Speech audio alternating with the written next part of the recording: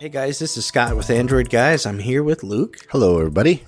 Hey Luke, I see you're reviewing a game here. From maybe it's like a little indie title. Yeah, it's one of those that you might have heard of, maybe if you are in the know. Yeah, But yeah, no. this is the opposite of that. This is the exact opposite. So I'm talking about the newest, the new release for mobile. So this is a phone game. But this game is Apex Legends Mobile. So Okay. Apex Legends, I mean, if you've been living under a rock, you might not know what it is, but it is one of the most popular video games out right now. Whether you're playing competitive as a competitive gamer, a casual gamer, a streamer, if you don't know what it is, chances are your neighborhood kids or your kids or your nieces, nephews, grandchildren, whoever know what this game is. It is a arena shooter game. So the idea is it's a massive multiplayer battle arena game. So you start out with X amount of people on a map, and you go down to the last person or the last squad standing. Yeah. And this game is it's not a lot to it. You're exploring this map. It's called World's Edge, and there's a bunch of different parts to it. There's parts with water, there's parts with lava, there's parts with mountains, and you're going through it. This is a first-person style game, so on mobile, that's a little different. We've seen first-person games, for a long time, but those don't tend to be the most popular mobile games because the control style is different.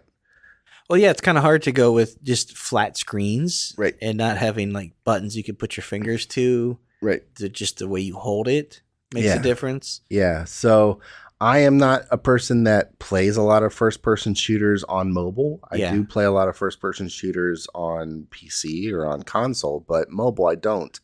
And I found it, as a game that is a real-time fighting game where you're shooting other real people. There's no AI in the game, so it's all multiplayer, player versus player style.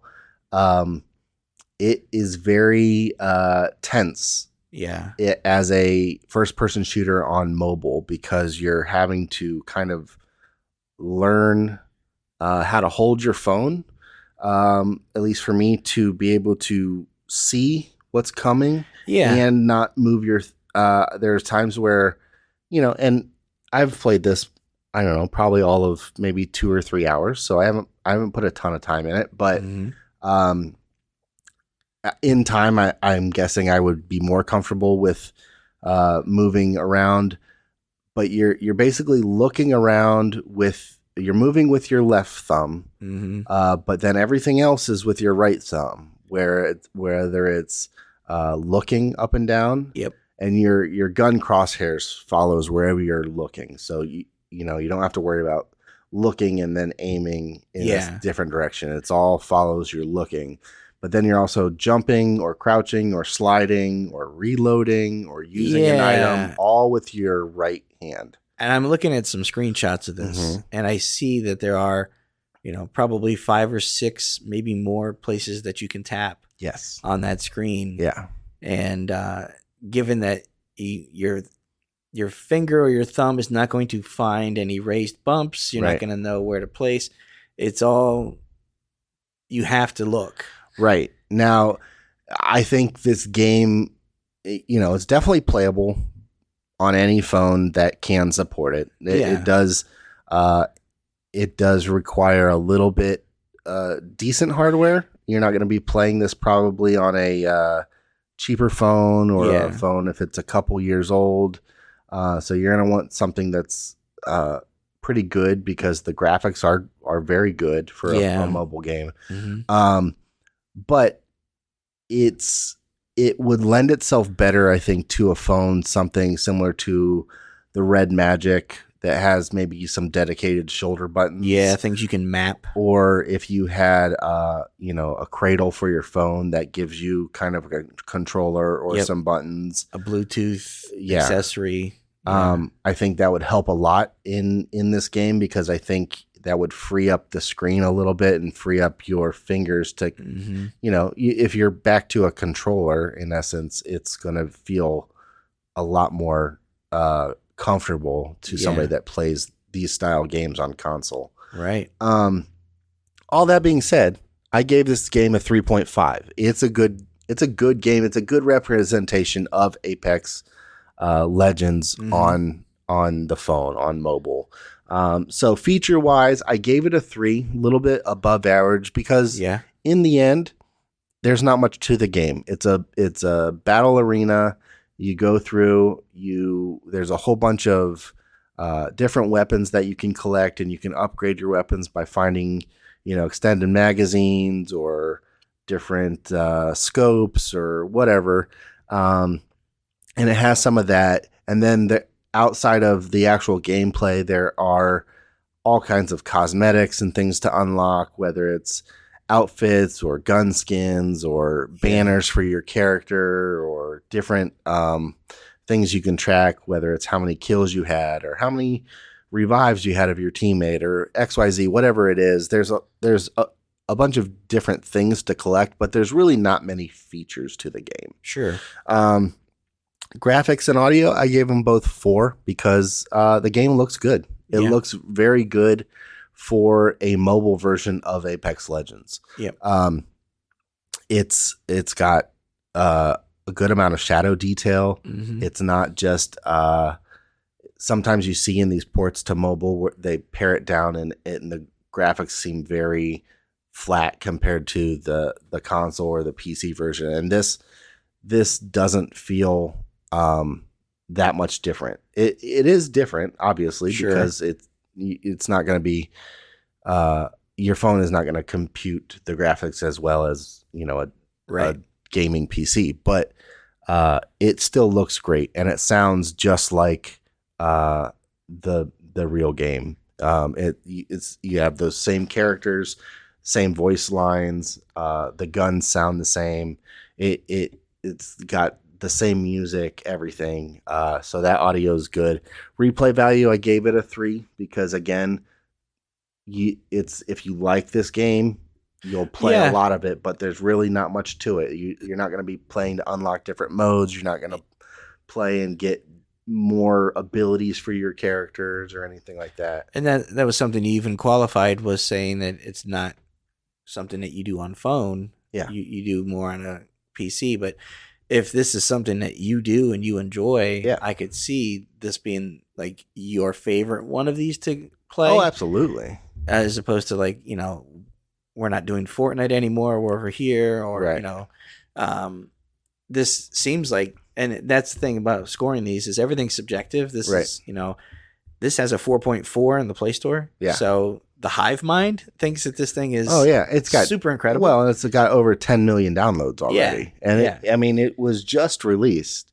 The game was just released within the last 2 weeks. Okay. So, it's huge. Yeah. And then to round it off for ads and notifications, I gave it a 3.5, because it really doesn't interrupt you at all. Every once in a while, you'll get a notification of hey, this new event has started, or hey, there's a new thing available in the shop, but it's not telling you all the time, hey, get back in the game. Hey, come play. So that's nice. I will say that overall, I think this game, the one thing with these battle arena games or any kind of real-time PvP is the one thing about mobile games, at least for the average person, I'll say, is most of the time a mobile game is something you're doing when you have a second. Sure. Or when you have free time.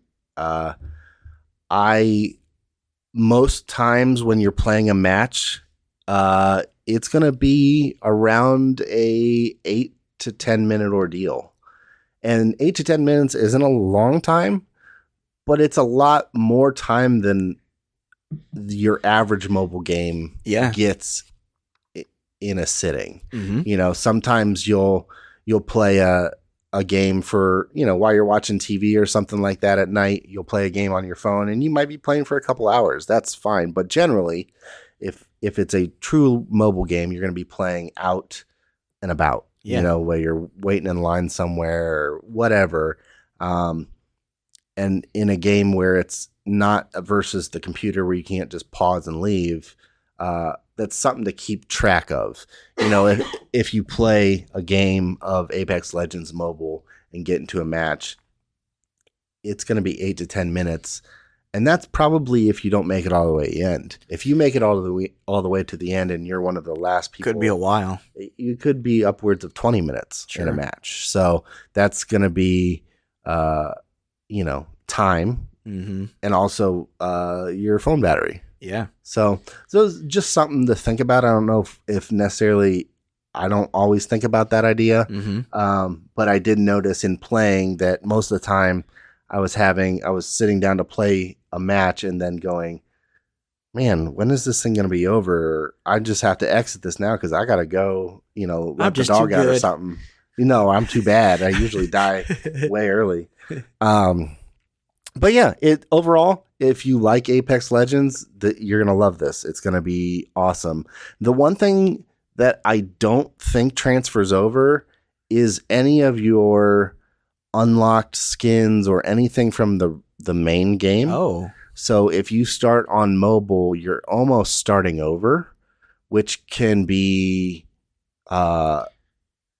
just know that as can be frustrating. A player going in, because you'll unlock characters as you level up. You'll get access to characters, and then some of them you can purchase unlocks early. But yeah, that's another little notice is don't expect all of your content and skins and all that to transfer over to your mobile version of the game. Okay. I mean, it looks great. Yeah. And skimming the reviews, it seems to be EA has done a decent job with this thing, at least in the first 2 to 3 weeks. The 10 million installs and that kind of a review. So that is Apex Legends Mobile from Electronic Arts. Thanks for your time, Luke. No problem. All right, that's going to do it for this episode of the podcast. Thanks for listening. We appreciate it. If you guys have any questions, feedback, concerns, comments, anything, shoot us an email at podcast@AndroidGuys.com. We'd love to hear from you one way or the other. Luke, if someone wants to get a hold of you, how do they do that? I am on Instagram and Twitter at Luke Gaul, Gaul. And I'm on Instagram at Scott Webster and Twitter as SWebster77. Until next time, thanks for listening. See ya.